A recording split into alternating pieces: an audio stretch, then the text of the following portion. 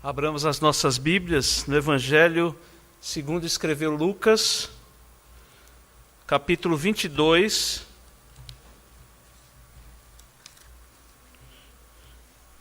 E eu lerei os versículos 31 a 34.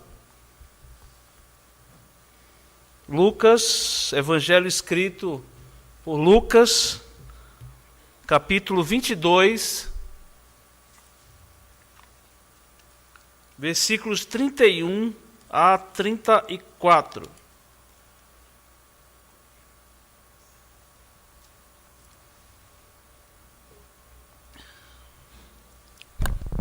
Diz assim a palavra do nosso Deus: Simão, Simão, eis que Satanás vos reclamou para vos peneirar como trigo. Eu, porém, roguei por ti, para que a tua fé não desfaleça. Tu, pois, quando te converteres, fortalece os teus irmãos.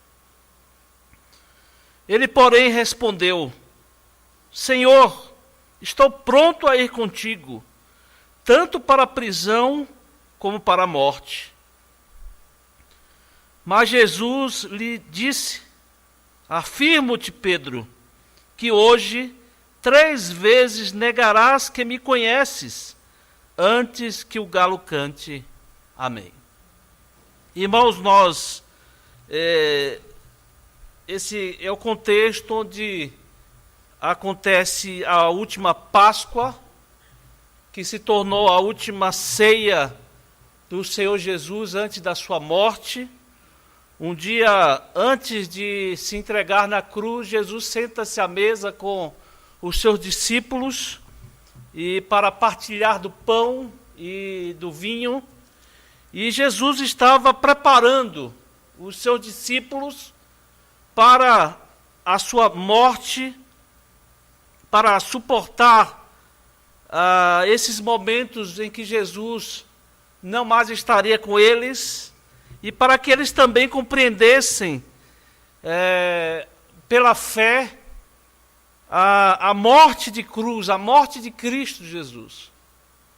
Sabemos que todos estavam no mesmo lugar, numa sala ampla, e todos ceando, e de repente, para a surpresa de todos, Jesus ele exclama: a mão do traidor está à mesa comigo. Há um traidor entre nós. Os discípulos então começaram a indagar quem seria este que haveria de ser o traidor. Esses mesmos discípulos que viram as grandes obras de Cristo Jesus, acompanharam Jesus fazendo milagres, sinais, prodígios, e agora, de repente, Jesus afirma que havia ali um traidor. Sabemos, à luz das Escrituras, que esse era Judas Iscariotes. Mas tão logo termina essa indagação, irmãos, suscita-se outra pergunta: qual deles seria o maior entre eles depois da morte de Jesus? Eles não entenderam, irmãos, eles não entenderam. Jesus estava falando de morte, de sofrimento, preparando-os para que eles enfrentassem aquele momento difícil, preparando-os para seguirem adiante, pregando o Evangelho, e eles estavam ali discutindo sobre quem seria o maior, o grande líder após Jesus Cristo. Jesus, então, ele repreende a todos, está aí no versículo 25 e 26, os 6 dos povos dominam sobre eles, e os que exercem autoridade são chamados benfeitores, mas vós não sois assim. Pelo contrário, o maior entre vós seja como o menor, e aquele que dirige seja como o que serve. Os discípulos primeiro indagam com relação ao traidor, e agora há essa pergunta: quem seria o maior entre eles? E é nesse contexto, irmãos, que nós lemos sobressalta aqui aos olhos essa personagem bíblica, esse homem bíblico que estão nas narrativas, no livro histórico, em Atos dos Apóstolos, Pedro, Simão, Cefas, Simão Pedro, por algum tempo chamado apenas de Cefas, e hoje entre nós mais conhecido como Pedro. Jesus então, em meio a todo esse contexto, ele diz: Simão, Simão, eis que Satanás vos reclamou para vos peneirar como trigo. Pedro que andava na companhia de Jesus, e ousadamente, no outro momento, quando lhe é perguntado sobre o Filho do Homem, e Pedro falando a respeito disso, Jesus indaga: o que é que falam de mim? O que é que as pessoas estão falando sobre mim? E de repente Jesus pergunta a Pedro: e tu, o que dizes? E Pedro então diz: tu és o Cristo, o Filho do Deus vivo.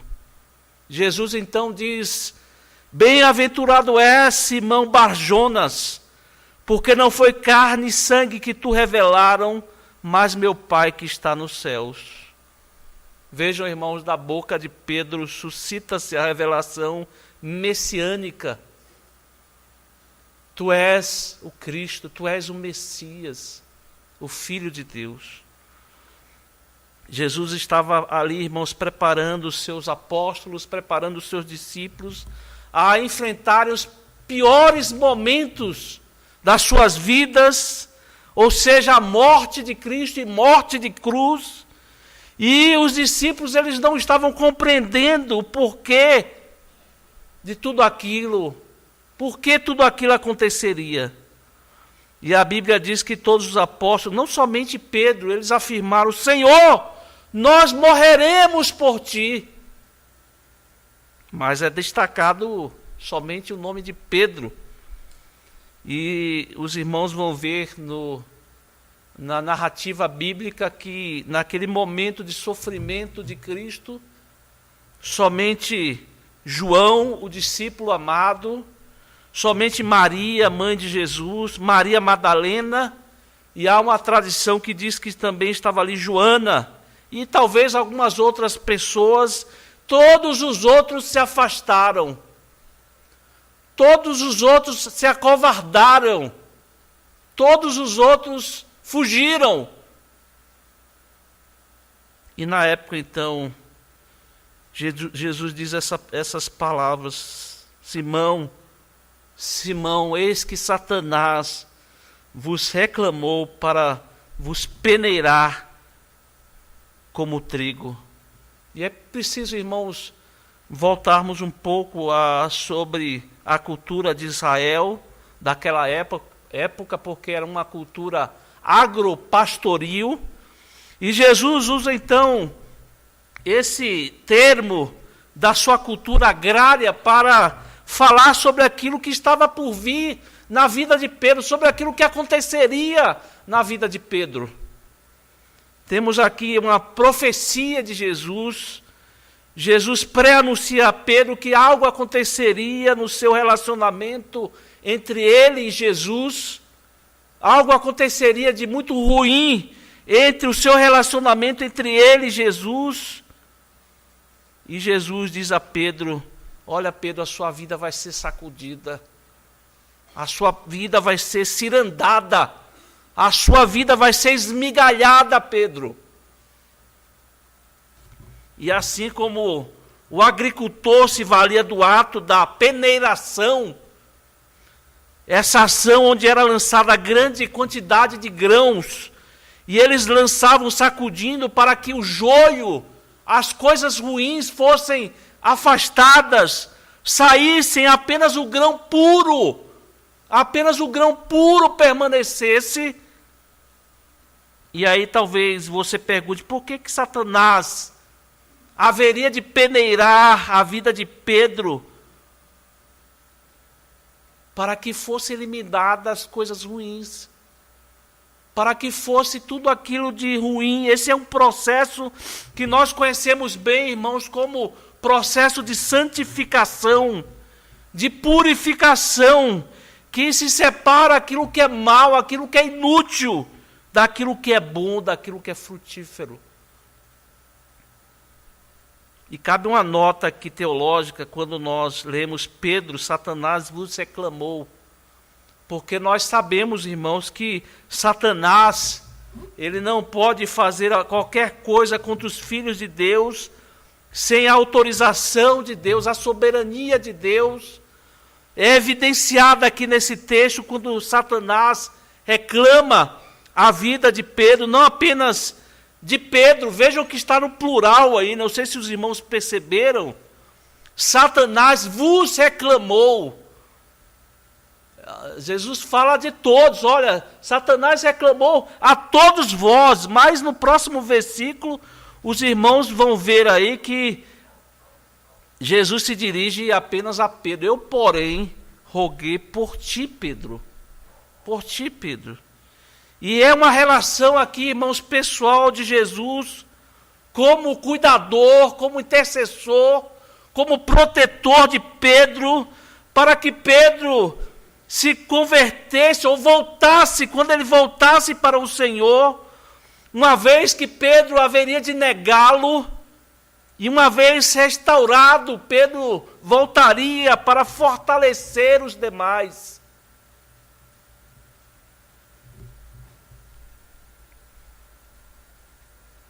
Eu, porém, roguei por ti para que a tua fé não desfaleça. Tu, pois, quando te converteres, fortalece os teus irmãos. Pedro exercia ali naquele momento, irmãos, uma proeminência entre os seus pares, e sabemos que antes de Pedro aparecer, no dia de Pentecostes, ali pregando, quando é narrado ali em Atos dos Apóstolos, e cheio do Espírito Santo, quando várias pessoas se converteram, Pedro traiu a Jesus, irmãos. Os irmãos sabem disso. Pedro caiu, Pedro negou a Jesus. E esses encontros, irmãos, esses encontros e desencontros de Pedro, eles ressaltam aqui, trazem à tona a nossa personalidade, a nossa vida, nossos medos, nossas fraquezas, nossas falhas, nossos fracassos no dia a dia. Talvez aqui, irmãos, nós temos Pedro como a personagem bíblica que mais se parece conosco. A personagem que mais se parece conosco.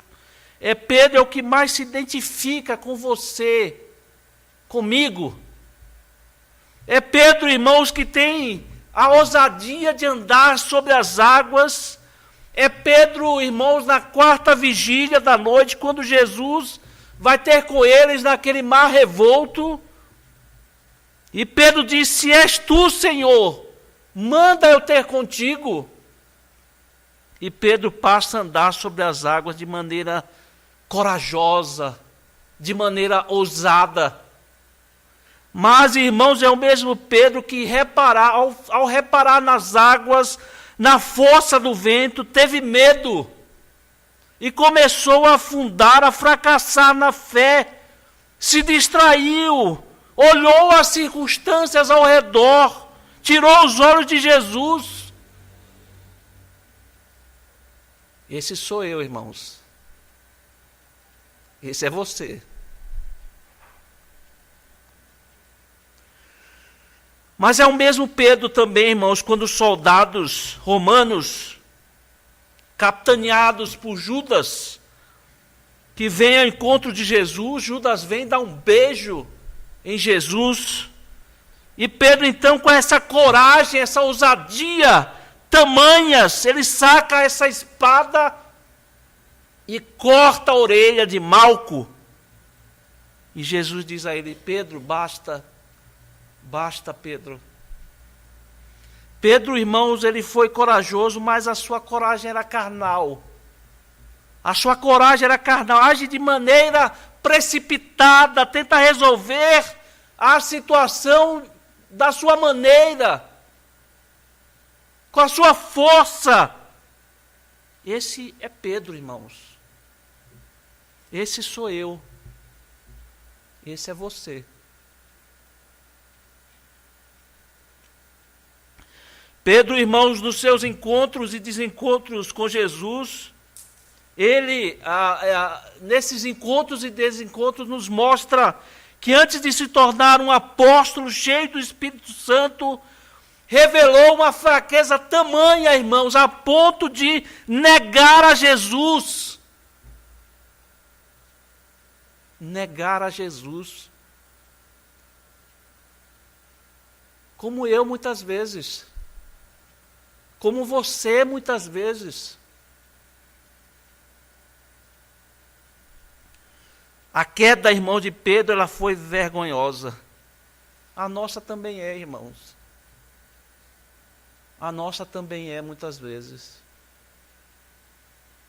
As lágrimas de Pedro foram amargas, elas foram sinceras, mas elas foram amargas, e as nossas também, porque nós negamos conscientes, muitas vezes inconscientes, e nós sentimos essa amargura. Nós sentimos que negamos a Cristo. Muitas vezes, nas nossas omissões, na nossa preguiça, na nossa alienação com relação ao que acontece nesse mundo, nós negamos a Cristo. Mas aí nós sabemos, irmãos, o que aconteceu. Logo após Jesus ser ressurreto entre os mortos, o Espírito Santo o levantou da morte, e as Escrituras dizem que Jesus foi ter com Pedro na Galileia. Houve aquele reencontro de Jesus com Pedro, e Jesus faz 3 perguntas a Pedro, 3 perguntas semelhantes, parecidas. Talvez aqui fazendo um paralelo, com as 3 negações de Pedro. Jesus faz 3 perguntas a ele. E a pergunta aqui foi enfática, clara de Jesus. Pedro, tu me amas? E aí Pedro, Senhor, tu sabes que te amo. Pedro, ama-me mais que estes? E aí Pedro, Senhor, tu sabes. E diz que a terceira vez Pedro se entristeceu. Na mesma pergunta que Jesus fez, Pedro, tu me amas? E dá uma missão para Pedro, apacenta as minhas ovelhas. Veja, irmãos, que Jesus não apontou o dedo em riste na cara de Pedro. Jesus não o julgou, Jesus não o condenou, Jesus não fez Pedro olhar, lembra Pedro do papelão que você fez. Jesus não fez nada disso, irmãos. Jesus fez apenas aqui com Pedro, com que Pedro mostrasse, respondesse esse amor para com ele, dá oportunidade para que Pedro recomeçasse a sua vida. Afinal, o que Pedro fez foi muito feio, irmãos. O que nós fazemos, muitas vezes, às vezes não é tão feio assim, mas é a mesma coisa, irmãos, negamos a Deus. Negamos a Deus.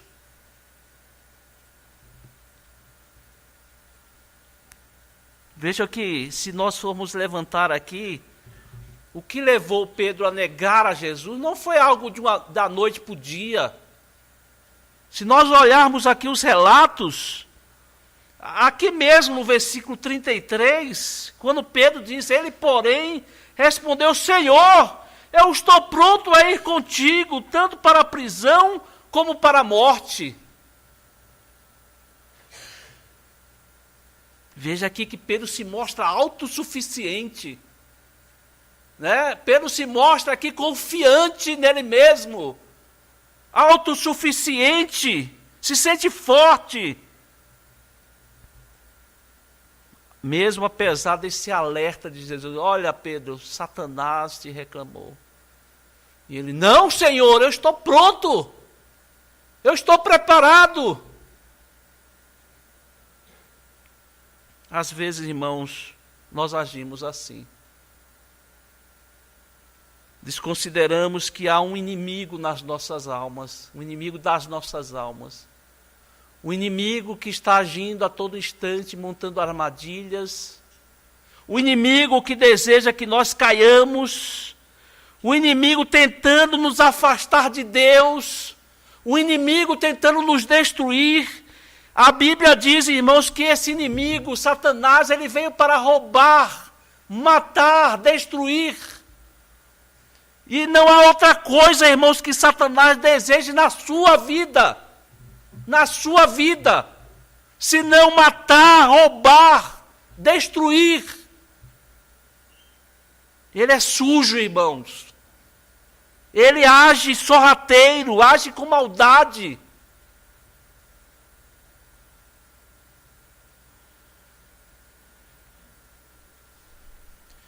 E aí Jesus chega para Pedro e diz, Pedro, quando você se converter, quando você voltar, quando você cair na razão correta, naquilo que você ouviu, naquilo que você aprendeu, fortaleça os teus irmãos. E aí os irmãos podem perguntar, os irmãos sabem, Pedro fez isso? Pedro fortaleceu seus irmãos depois daquele retorno que ele teve com Jesus? Lá em 1 Pedro, no capítulo 5, versículos 6 e 7, Pedro, quando escreve àqueles irmãos da diáspora, que estavam sofrendo, estavam sendo perseguidos, Pedro ele diz, humilhai-vos, portanto, sob a poderosa mão de Deus, para que ele em tempo oportuno vos exalte, lançando sobre ele toda a vossa ansiedade, porque ele tem cuidado de vós.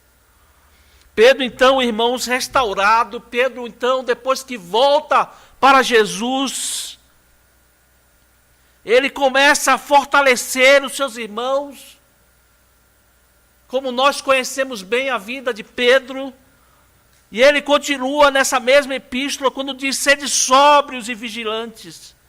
O diabo, ele que já conhecia as artimanhas, as armadilhas, a maldade, a sujeira de Satanás, ele diz, sede sóbrios e vigilantes. O diabo, vosso adversário, anda em derredor como um leão que ruge, procurando alguém para devorar.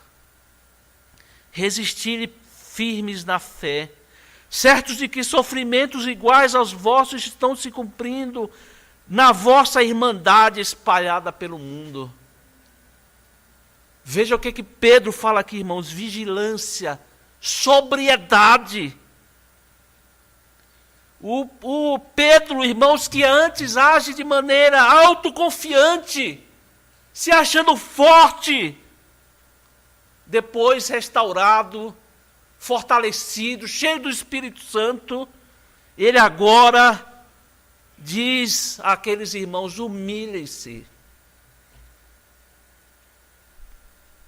Humilhem-se debaixo da poderosa mão de Deus. Aqui, irmãos, no texto que nós lemos, a Bíblia conta que depois Jesus foi para o Getsêmani e se preparando para aquela angústia, para aquela paixão, para aquele martírio que ele passaria. E o mesmo Pedro, que havia prometido fidelidade, o mesmo Pedro que havia prometido, estava disposto a passar tanto na prisão como a morrer, agora estava agarrado no sono. Estava dormindo.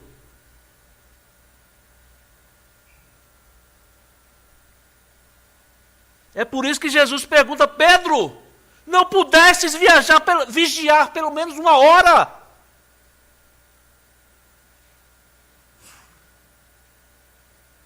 Vigiai e orai para que não entreis em tentação. Preguiça espiritual, irmãos. Preguiça espiritual. Dormência. O que falta ali para Pedro e os demais discípulos é essa percepção da gravidade do momento. Jesus estava para morrer, eles estavam dormindo, irmãos. As hostes do mal estavam se levantando. Era a hora das trevas. E os discípulos estavam dormindo. A Bíblia fala sobre o sono da morte. Um dos evangelistas diz que eles estavam dormindo de tristeza.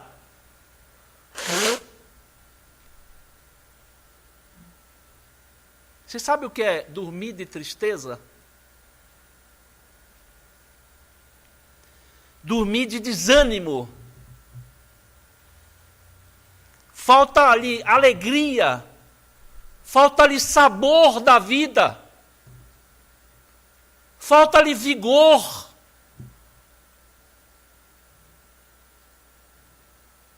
Falta ali ânimo para enfrentar os problemas da vida. As dificuldades, os obstáculos. E assim como Pedro, irmãos, e os demais discípulos, muitas vezes nós dormimos.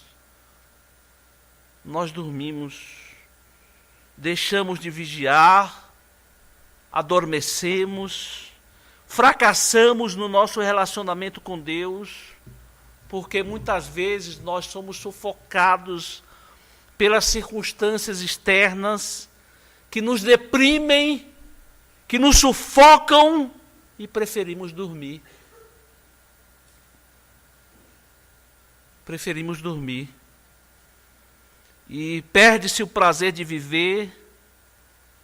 Os discípulos ali, eles estavam escandalizados, eles estavam temerosos porque Jesus morreria. Existem pessoas que não suportam tamanha dor, tamanha luta, tamanho desprezo.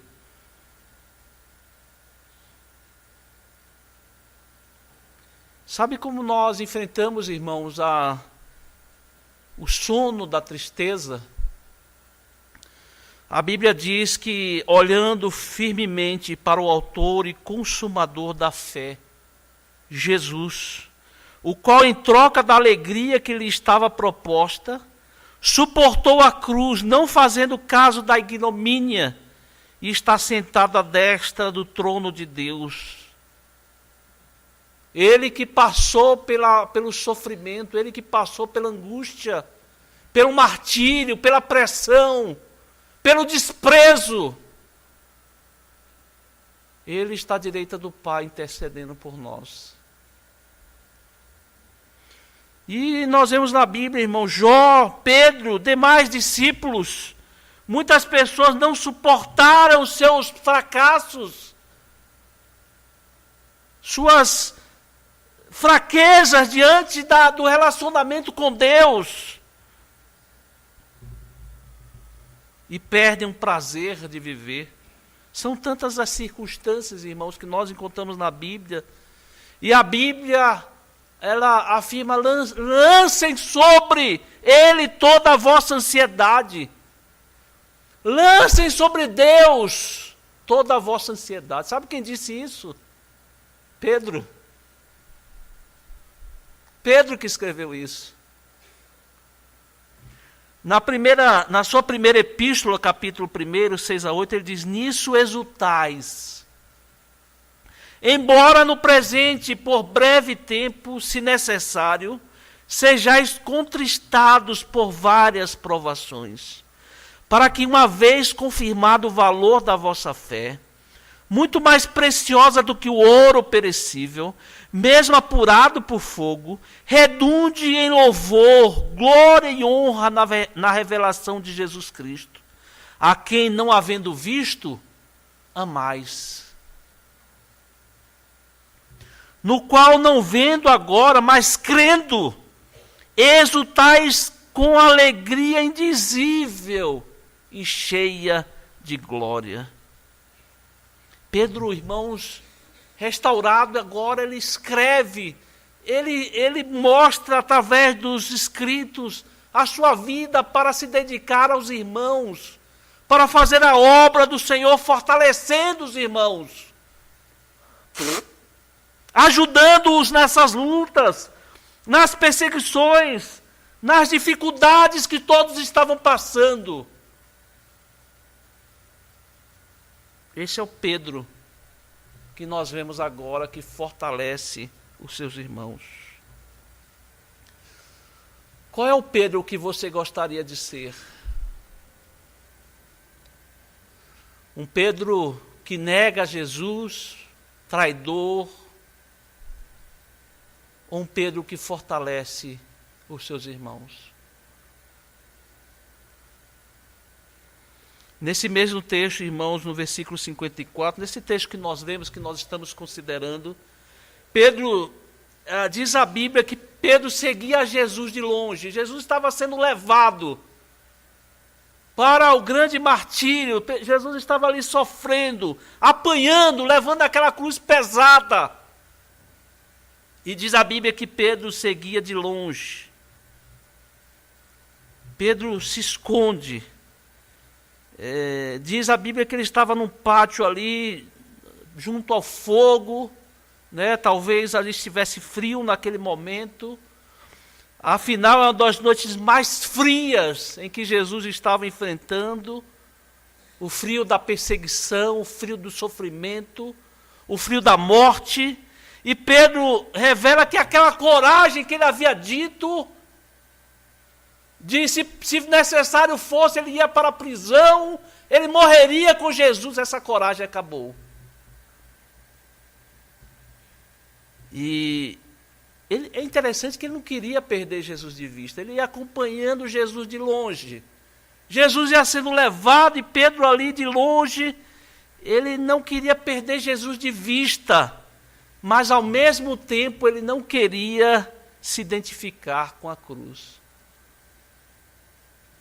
Ali, irmãos, Pedro revela o que muitas pessoas fazem hoje. Muitas pessoas são simpatizantes do Evangelho. Elas gostam da igreja, gostam da comunhão, gostam dos filhos de Deus, mas não querem se identificar com a cruz. Não querem se identificar com o corpo de Cristo. A igreja, para essas pessoas simpatizantes, a igreja se torna um clube social, um grupo de pessoas agradáveis, mas quando é requerido de mim, quando é requerido algo mais, um sacrifício maior, confrontar a minha vida, desnudar o meu pecado, aí eu quero distância. Aí eu quero distância da igreja. A Bíblia diz, irmãos, que a cruz de Jesus é vergonha. A cruz de Jesus é vergonha. Veja que Pedro estava no pátio ali, a Bíblia diz que Pedro se fez como um deles, daquelas pessoas que estavam ali no pátio. Ele está ali no meio, na roda dos escarnecedores, porque era isso que as pessoas faziam, escarneciam de Cristo. E aí, diz que uma mulher disse, olha, você é um deles. Você é um deles. E aí a mulher diz, olha, pelo seu jeito de falar, dá para perceber, você é um deles. E aí Pedro entra nesse processo de negação. Os irmãos observam nisso que Pedro tinha um trejeito, né? Um jeito de crente. Um jeito de crente. Talvez o seu linguajar, a sua forma de relacionar, né, o chamado evangeliquez, que hoje muitos têm, né, o jeito de falar. E Pedro, irmãos, ele negou tristemente aqui o seu Senhor, quebrando o juramento, blasfemou contra Jesus, irmãos. Foi isso que Pedro fez. E esse é Pedro, irmãos. Esse é Simão. Esse é Cefas. Esse sou eu. Esse é você, esse retrato de pessoas que precisam a todo instante da obra graciosa de Cristo, restaurando, fortalecendo, levantando muitas vezes. E aí volto ao que Jesus fez. Jesus, quando apareceu aos seus discípulos, passou 40 dias entre eles, ensinando-os, fortalecendo-os, preparando para quando ele subisse, para quando ele fosse. Tem um texto no Evangelho que diz: eu vou para a Galileia, avisa para Pedro que eu vou lá. Avisa para Pedro que eu vou lá na Galileia. Porque Pedro voltou para o seu trabalho. Lembram que Pedro era um pescador. Pedro certamente caído, amargurado, sofrido ali naquele momento, com seu coração apertado, sua mente, a sua consciência acusando. Pedro volta para Galileia para pescar. E aí Jesus diz: olha, avisa para Pedro, eu vou lá, vou me encontrar com Pedro. E Jesus, irmãos, vai ao encontro de Pedro e faz essa pergunta que eu já ressaltei: Pedro, tu me amas? Pedro, tu me amas? E essa pergunta, irmãos, que Jesus faz a todos nós nessa noite. Ele está fazendo a pergunta a cada um de nós, da mesma maneira que fez a Pedro: Pedro, tu me amas? E essa resposta que você dá a Deus, do seu amor a Jesus, do seu amor a Cristo, é o que vai indicar o seu caminho, é o que vai indicar a sua vida, é o que vai indicar os seus passos. O que é que você faz quando você ama a Cristo? Quando você reconhece o seu amor? Veja que ele não quer expor os seus erros, ele não quer apontar os dedos, confrontar os seus medos, suas vergonhas, suas negações. O que ele quer ouvir nessa noite é a sua declaração. A sua declaração. Faça isso agora. Vamos orar, vamos baixar a nossa cabeça. Vamos orar alguns segundos e responda ao seu Senhor. Se você realmente o ama, se você realmente ama a Jesus.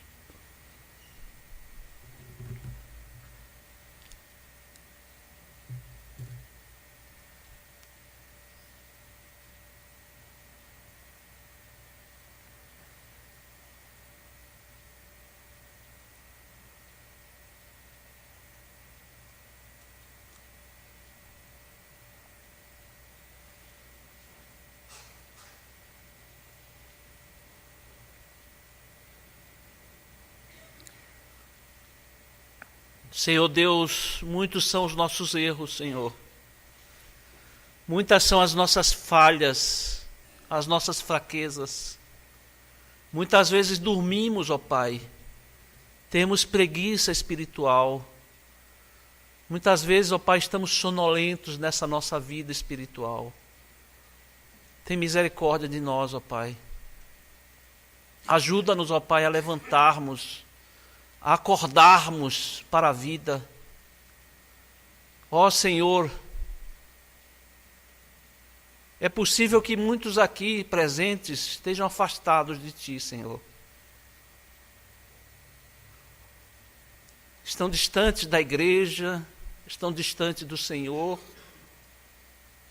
Restaura-os, ó Pai, restaura-os. Tem misericórdia destes. Atinge-os, ó Pai, com a tua graça, com a tua misericórdia, para que eles acordem,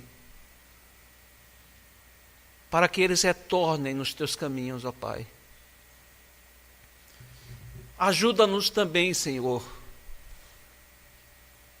na nossa vida cristã, que fomos restaurados pela tua graça, Senhor, que fomos acordados pelo teu amor, para que nós trabalhemos, ó Deus, fortalecendo os nossos irmãos,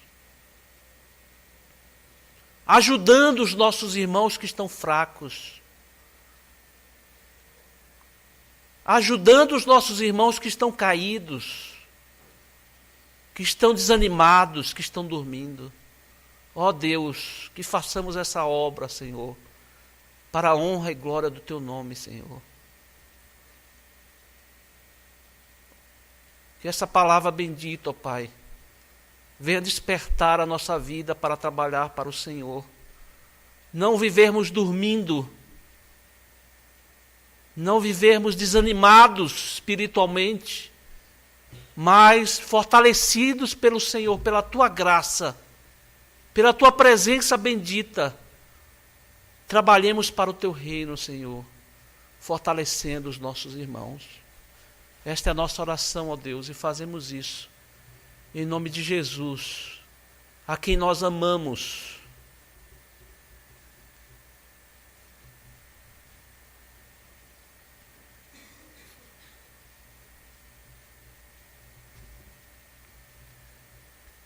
A quem nós entregamos o nosso amor. É em nome dele que nós oramos. Amém.